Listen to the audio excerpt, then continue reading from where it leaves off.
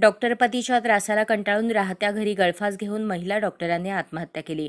या प्रकरणी आता उद्योजक आणि त्याच्या मुलाला अटक करण्यात आली आहे। 4 दिवसांपूर्वी डॉक्टर रुचा सूरज रुपनर यांनी पतीच्या त्रासाला कंटाळून स्वतःचं आयुष्य संपवलं होतं। त्यानंतर हे प्रकरण चांगलंच तापलं होतं। आरोपींच्या अटकेसाठी डॉक्टरांच्या संघटनांनी आंदोलन केले होते। त्यानंतर पोलिसांनी डॉक्टर रुचाचे पती आणि सासऱ्यांना अटक केली आहे। पंढरपूरच्या सांगोल्यातील ज्येष्ठ उद्योजक भाऊसाहेब रुपनर यांच्या सून असलेल्या डॉक्टर रुचा रुपनर यांनी राहत्या घरात गळफास घेऊन आत्महत्या केली। रुचा रुपनरने कौटुंबिक छळाला आणि हिंसाचाराला कंटाळून आत्महत्येसारखं टोकाचं पाऊल उचललं। डॉक्टर रुचा या पती डॉक्टर सूरज रुपनर यांच्यासोबत पंढरपुरात फॅबटेक हॉस्पिटल चालवत होत्या।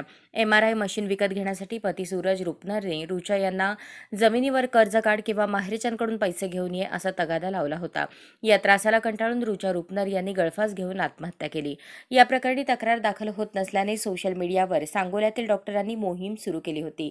पंढरपुरातील डॉक्टर्सनी एकत्र येत सांगोला पोलिसात ठिय्या आंदोलन केले होते।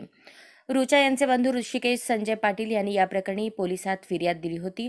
डॉक्टर रुचा आणि डॉक्टर सूरज यांचा विवाह 8 वर्षांपूर्वी झाला। त्यांना एक मुलगा देखील आहे। मात्र डॉक्टर सूरज हा व्यभिचारी होता।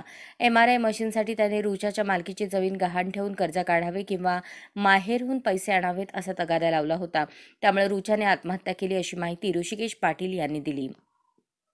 त्यानंतर पोलिसांनी या प्रकरणी गुन्हा दाखल करून तपास सुरू केला।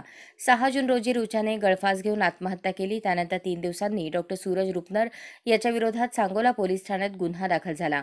या तक्रारीच्या आधारे पोलिसांनी आधी रुचाचे सासरे भाऊसाहेब रुपनर यांना अटक केली। त्यानंतर सांगली सोलापूर जिल्ह्याच्या हद्दीतून पोलिसांनी सूरज रुपनर यांना अटक केली।